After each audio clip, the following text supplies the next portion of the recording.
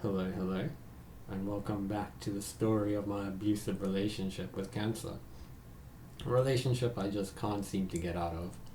It's been over a year now since I haven't made any videos, which is good because that means nothing had been going on. Unfortunately, now I have had a medical hiccup and I'm going to be going in for chemo again tomorrow. It's going to be the third time I'm doing chemo, so nothing unexpected. I know everything that's about to happen. But I'm going to rewind the clock a bit about 3 months because normally everything moves quite quickly when they scan me and they find something that's not supposed to be there. It's only like a week or so and I'm in surgery, but this time not so much. Around the 15th of October 2023 I went in for just routine checkups and whatnot. Unfortunately, they did find more nodes in my left lung. Now, this is frequently common with the adenoid cystic carcinoma. It starts in the salivary gland and it attacks the lungs and it just keeps on going. However, because of my deep history with all the surgeries I've had, etc., the doctors decided to do their due diligence and first send me for a PET scan, which is a slightly more involved scan and a lot more expensive, which is why they don't do these all the time. We need to be able to properly motivate the medical aid. So I waited about 2 weeks to go for this, and then so I went for that scan, and then it turned out it wasn't just my left lung, it was my right lung as well as they were finding some infection in the back of my throat around the tonsils. Sorry, my dog's wants to come in. Come.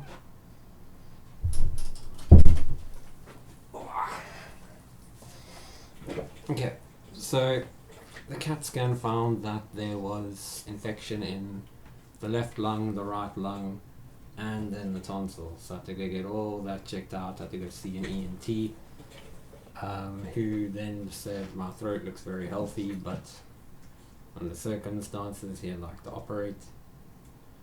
But before that could happen, I first needed to go get the lung surgery because they want to first clean everything out with surgery and then send me for chemo. That was the plan. Whatever, things don't always go to plan. So I went for the lung surgery, and I woke up in ICU, and the doctor comes in and he's like, well, actually, we didn't get everything, because when they cut out the tumors, they keep a bit of the fatty tissues around the tumor, and then they test the corners, and if they find any cancer on the edges of what they've taken out, then they know that they didn't get everything. It's still spread past what they cut. So while I was lying in ICU, and he said, okay, we're sending you back in. I'm like, okay. So that was my 7th major operation, my 5th lung operation, and straight away going straight in for number 6, same lung, left side. Alright, go in, do that, come out, and unfortunately still couldn't get everything. So the cancer sitting on my lungs, on the one side it had grown incredibly close to the artery that goes to your heart, so it's a bit too sensitive for them to operate there.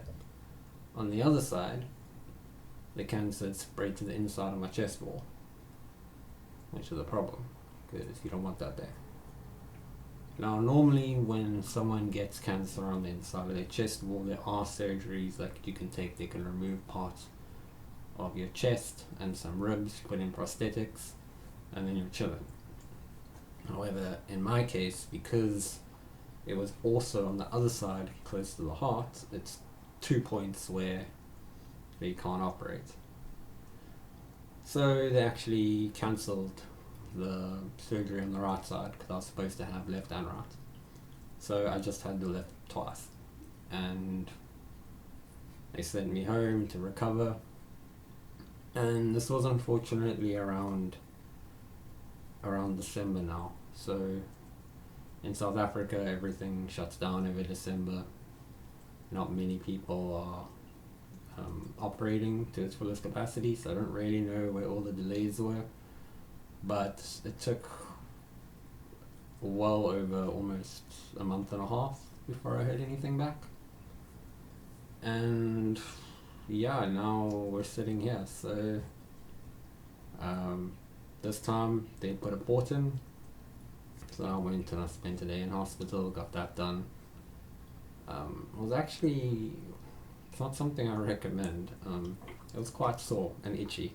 Now, I'm not a stranger to pain or anything. I can handle that stuff pretty well. I think it's just, like, it was very uncomfortable, like, sitting under my skin. Like, I keep scratching at it, like, I was threatening to rip it out. But it's kind of settling now, to be honest. Because I've never had a port previously. The choice to do that is, I think, just to preserve the veins a bit, also reduce the trauma from the actual experience. If any of you watched my previous videos where I had I had chemo the second time, you would know that I handled it very poorly. I think much worse than the average person. I'm throwing up in the parking lot. Like, it's just the truth. Just the thought of knowing where I have to go. It wrenches my stomach. The smell, the room, everything. It just puts me off completely. And then putting the drip in and the drain, it just adds to everything. So there's a few differences now from the last chemo I had to what I'm going to get now. Previously I had 6 full doses 3 weeks apart. Now I'm going to have what they refer to as day 1, day 8. So I go in tomorrow, which will be a Wednesday, and I'll have 1.5 doses, and then I'll go in next Wednesday for the rest, which I believe is a little less than what I'm going to be getting tomorrow. And I'm going to do that 12 times. Instead of 6 full doses, it's going to be 12 half doses. And yeah, we're back here, so